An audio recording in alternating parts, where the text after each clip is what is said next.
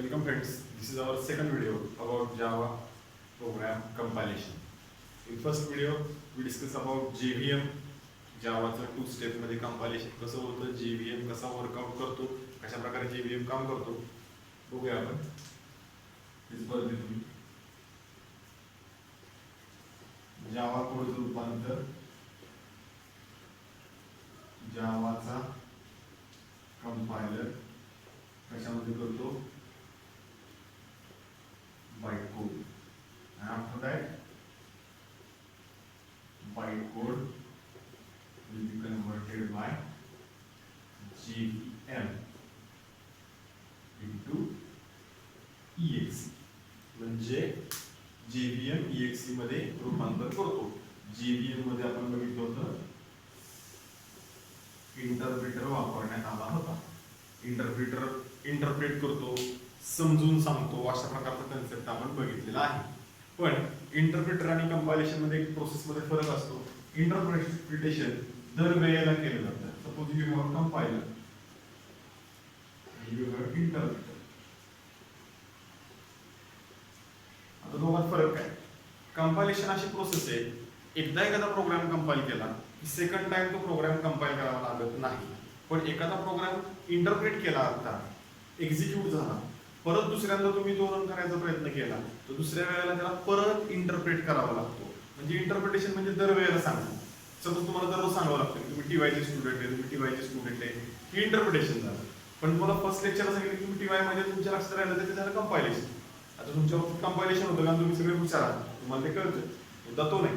पण सांगायचा मुद्दा असा की इंटरप्रिटेशन दर वेळेला करायला लागायचं. त्यामुळं जावाच्या नवीन व्हर्जन मध्ये म्हणजे जावा 2 पासून 1.2 जावाचे बरेच व्हर्जन्स आहेत, 1.1 1.2 टिल 1.8 चालू आहे, इथपर्यंत पोहोचले. पण 1.2 पासून जावाच्या व्हर्जनला जावा 2 म्हणलं जातं. तिथपासून JVM च्या ऐवजी त्यांनी JIT इंट्रोड्यूस केला. म्हणजे JVM ला रिप्लेस करण्यात आलं आणि JVM च्या ऐवजी टाकण्यात काय आला त्याच्यामध्ये JIT means just in time compiler. Just in time compiler त्यांनी जावा मध्ये इंट्रोड्यूस केला. मीन्स पूर्वीच्या व्हर्जन मध्ये JVM होता, JVM ला काढून टाकण्यात आलं आणि त्याच्याऐवजी जावा मध्ये JIT इंट्रोड्यूस केला. म्हणजे काय कसं असते, फर्स्ट ऑफ ऑल जावा कोडचं रूपांतर जावा कंपायलर बाइट कोड मध्ये करतो. आफ्टर दॅट बाइट कोडचं रूपांतर JIT exe मध्ये करतो. JVMच नंतर JIT म्हणून इंट्रोड्यूस झालेला आहे. म्हणजे आपण जी करंट व्हर्जन वापरू जावाची त्याच्यामध्ये आपल्याला काय बघायला मिळणार आहे, JIT. आता ह्या सगळ्यात महत्त्वाचा मुद्दा, हे JIT किंवा JVM किंवा जावा 2 स्टेप कंपायलेशन मुळे फायदे काय झाले आणि असं काय फायदेशीर झालं की C++ पेक्षाही जास्त चांगल्या प्रकारे काम करते, तर ते आपण आता बघूया. सपोज कुठल्या अनेक कंपनीची मशीन मार्केटमध्ये असतात, LG, सॅमसंग, Lenovo,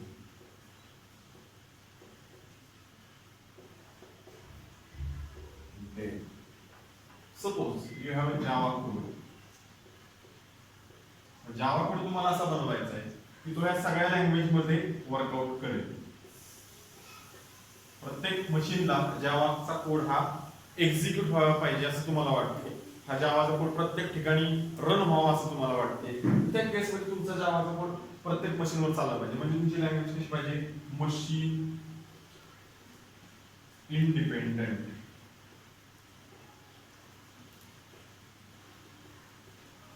म्हणजेच